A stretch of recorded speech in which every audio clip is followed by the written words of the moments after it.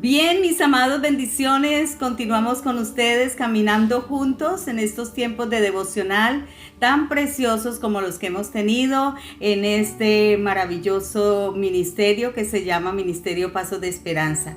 Recuerda que nuestro único propósito es servir a la iglesia, ser un brazo extendido, un ministerio de discipulado hacia la iglesia de Jesucristo. Por eso disfrutamos el tener estos tiempos con ustedes, disfrutamos el vivir juntos, el compartir esta palabra, y estamos estudiando el libro de Apocalipsis y venimos mirando cómo el Señor ha levantado dos testigos importantes, descendieron desde el cielo estos dos testigos como dos ramas de olivo y como dos candeleros de pie delante del Señor.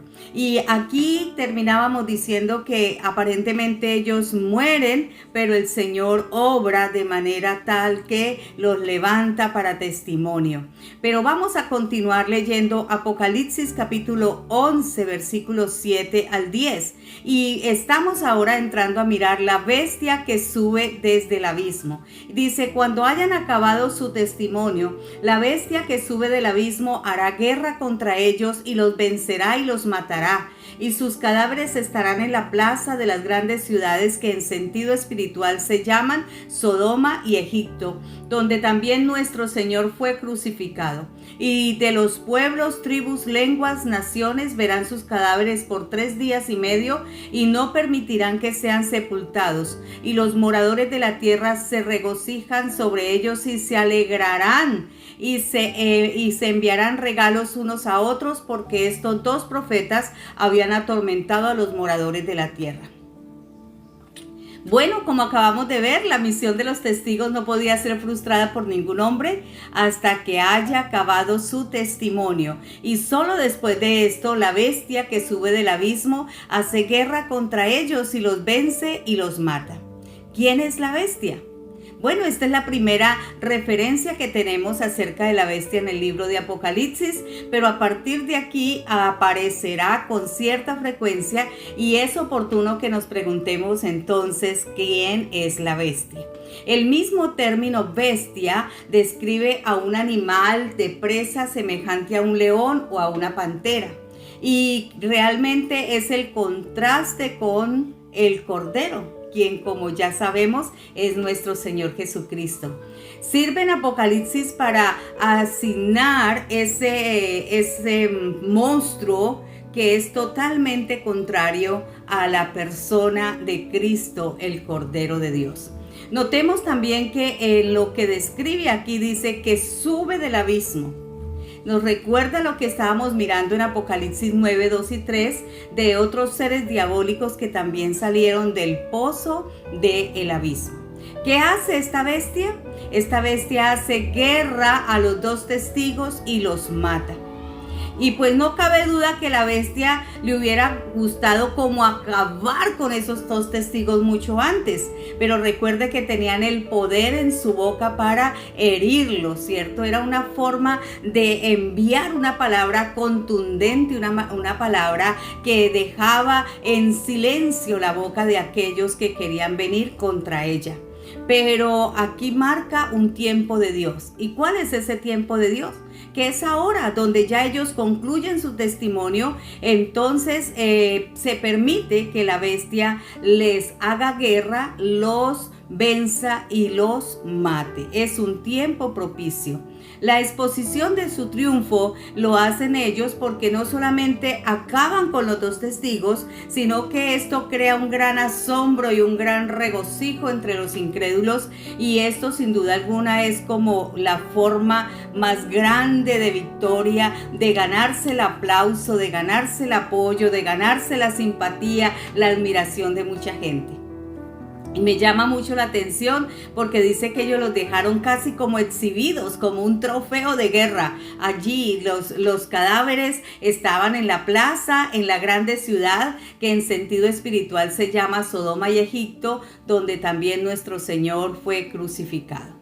Entonces estamos hablando de un sitio específico, ¿cierto? Y empezamos a notar cómo se identifica en sentido espiritual con Sodoma y con Egipto, pues en la Biblia estas dos ciudades son conocidas por su maldad. y son conocidas también por haber experimentado los juicios de Dios, como es Egipto.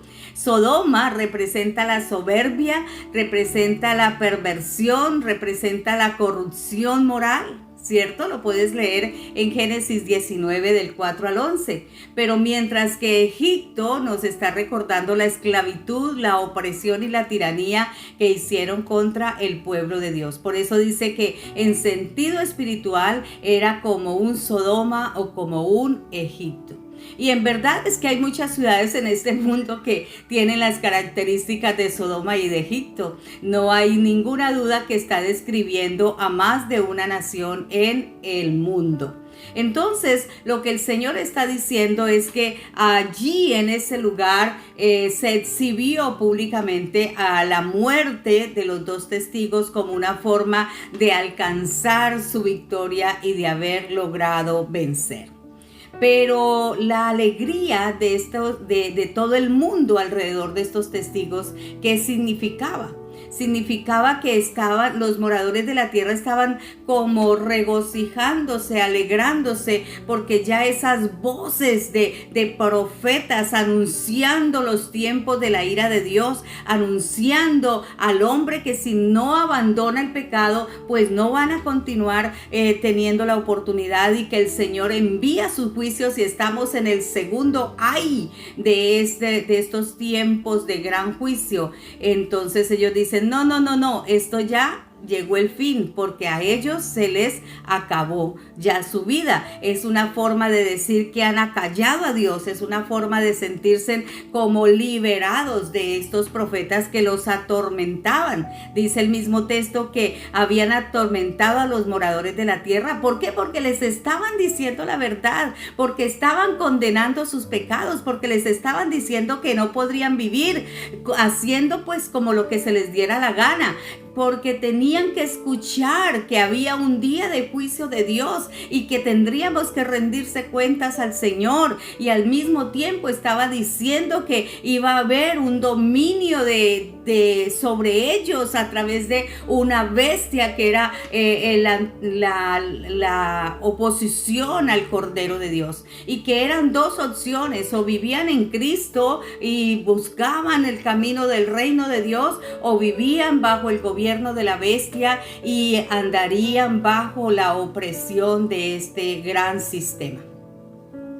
Esa todavía es la alternativa para los hombres, esa todavía es la única posición. Yo siempre he dicho que el Señor ha planteado una cara y un sello. En este momento, esta es tu opción, este es tu mejor beneficio, aquí tienes la vida eterna, aquí logras alcanzar mejores resultados, pero tú eres quien decides. Y en este caso lo que vemos es que hay gran como fiesta, porque aún ellos se consideraron tranquilos en medio de este mundo y dijeron, ya no nos incomodan estos testigos, ya no tenemos la presencia de estos profetas.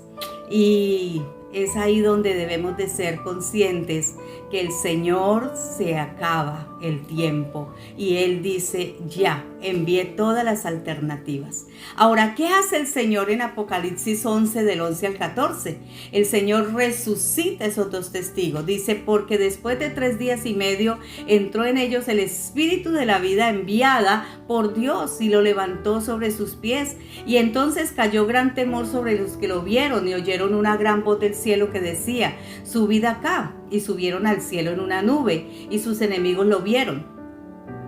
En aquella hora hubo un gran terremoto y la 10ª parte de la ciudad se derrumbó, y por el terremoto murieron en número 7,000 hombres, y los demás se aterrorizaron y dieron gloria al Dios del cielo. Y este es el segundo ay, y da paso al tercer ay. Los dos testigos pareciera que vuelven a tomar, o sea, son como vindicados por Dios, ¿cierto? Esa alegría del mundo duró muy poco y una vez más la victoria aparente de Satanás fue aplastada por el poder de Jesucristo. Amén. Entonces, después de esto, dice, entró el Espíritu enviado y el Espíritu de vida enviado por Dios y los levantó.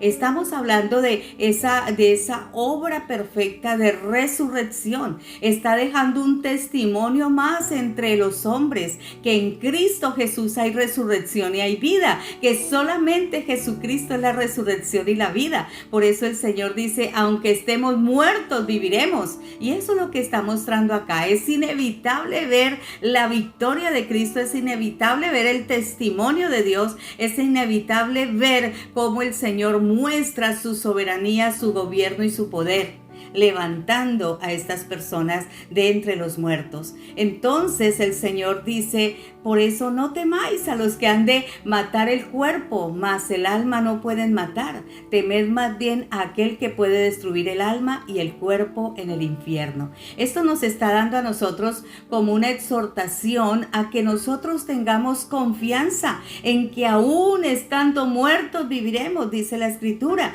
porque Él es la resurrección y la vida. Ahora, ¿qué pasa? El mundo recibe un nuevo testimonio por medio de estos dos testigos. ¿Y cuál es? La resurrección.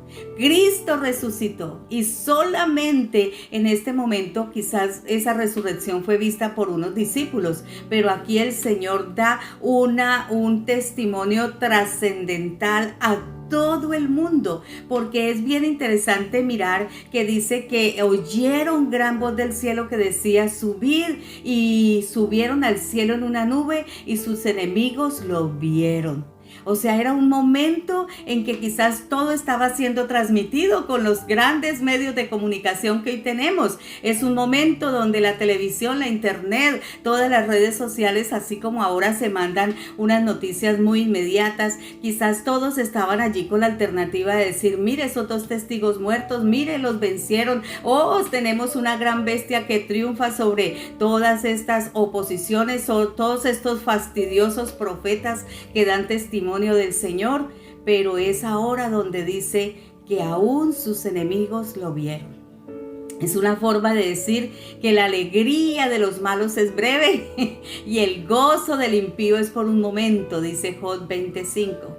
Entonces de repente todo ese regocijo se convirtió en un gran temor y de repente esos testigos vencidos ahora toman ese poder, ese triunfo una vez más.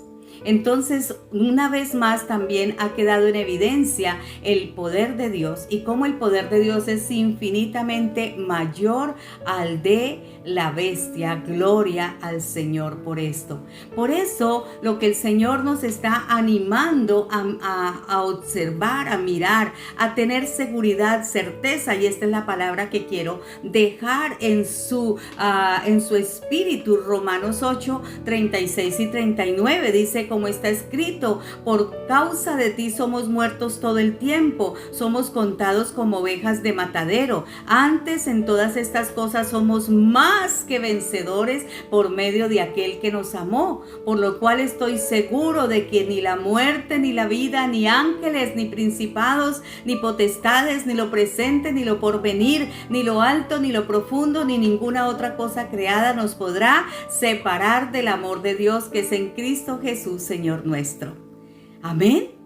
Dios iba a hacer algo mucho más después de la ascensión de sus siervos al cielo. En aquella hora se manifestó de nuevo un gran terremoto y la 10ª parte de la ciudad se derrumbó. Por el terremoto murieron un número de 7,000 hombres.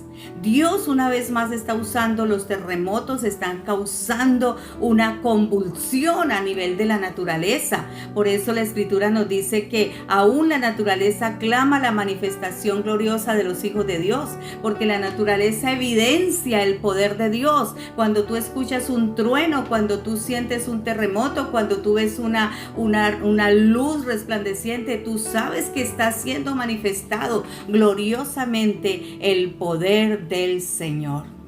Entonces, cuando Él obra en este tiempo de juicio, enseguida viene destrucción y dice que la 10ª parte de la ciudad fue muerta. ¿Por qué? Porque todas estas manifestaciones anuncian algo de parte de Dios y es su indignación y su juicio. Dios está enojado de que el hombre haya sido totalmente obstinado y no haya buscado la respuesta en Dios y no haya buscado la comunión en Dios. Y una vez más lo podemos ver, que la respuesta de los hombres al testimonio de Dios es que en ningún momento aquí se ve que la respuesta sea a ver, vamos a rendirnos al Señor. Dice que se aterrorizaron y dieron gloria al Dios del cielo. Pero ¿qué tanto? ¿Qué significa eso? ¿Había arrepentimiento? ¿Se convirtieron en verdaderos adoradores de Dios ahora?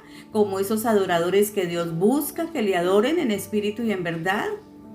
Pues realmente nos gustaría pensar que fuera así, pero lo que podemos ver al continuar el tercer ay es que esto fue como una confesión muy superficial y pasajera, que realmente el hombre no reconoció a Dios y su poder para rendirse a Él. No. Y de esto hay ejemplos en la Escritura, como las personas se rendían aparentemente de manera parcial, de manera superficial, de manera muy liviana, y no había nada de convicción en su espíritu. Que el Señor nos ayude a nosotros y nosotros tengamos una seguridad de que estamos ante el Dios vencedor y que lo que nosotros tenemos que hacer es sentirnos felices de estar rendidos ante Él, ¿cierto? Entonces, lo cierto es que la impresión del pasaje que nos ofrece es que la humanidad está como pronta a volverse a levantar en contra del Señor, ¿cierto? Entonces necesitamos tener una rendición completa. Allá en el capítulo 13 lo vamos a ver, dice, vi una de sus cabezas como herida de muerte, pero su herida mortal fue sanada y se maravilló toda la tierra en pos de la bestia. O sea que aún la humanidad seguían adorando al dragón, y aunque había sido aparentemente herida de muerte, al verla que se recuperaba, volvieron a adorar a la bestia. O sea que lo que estamos viendo aquí realmente es la parcialidad, como la superficialidad, como lo pasajero que está siendo esta aparente reconciliación o humillación, aparente adoración al Cordero. Y por eso el Señor dice, el primer ay pasó cuando el quinto ángel tocó su trompeta. Y aquí termina el segundo ay, que comenzó con el toque de la sexta trompeta. Entonces, he aquí el tercer ay pronto vendrá con la séptima trompeta. Eso será lo que continuaremos viendo en nuestra próxima entrega de el devocional Caminemos Juntos. El Ministerio Pasos de Esperanza agradece que usted esté tomando este discipulado y que lo comparta también a otros. Que la paz de Dios, que sobrepasa todo entendimiento, esté contigo y te ayude siempre, es nuestro deseo. Bendiciones.